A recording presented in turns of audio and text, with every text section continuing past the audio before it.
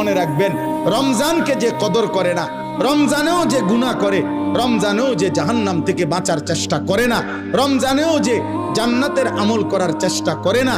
ভাই আমার, ছেলেরা আমার, বাবা আমার, পর্দার আড়ালের মা বোন আমার, সবাইকে এই শেষ কথা বলি। আল্লাহ রসুল বলছে, জিব্রাইল আইসা রমজানের শেষ দিন নবীজিকে আইসা বলে গেছে, ইয়া রাসূলুল্লাহ, এত বড় রমজান পেল, ইফতার, সাহারি, তারাবি, এতেকাফ, শবে কদর, প্রতি ঘন্টা মিনিটে এত মাফ নেওয়ার সুযোগ থাকার পরেও যেই নাফরমান জাহান্নাম থেকে বাঁচার চেষ্টা করে নাই, গুনাহ থেকে আল্লাহর কাছে মাফ নেয় নাই, জান্নাতের জরুর আশা পূর্ণ করতে পারে নাই, আমল করতে পারে নাই, খোদার কসম নবীজি বলছে, জিব্রাইল আইসা বলছে, ইয়া রাসূলুল্লাহ, এমন নাফরমানের উপরে আল্লাহর লানত, আল্লাহর লানত, লানত, লানত। নবী বলছে, আমিন, আমিন।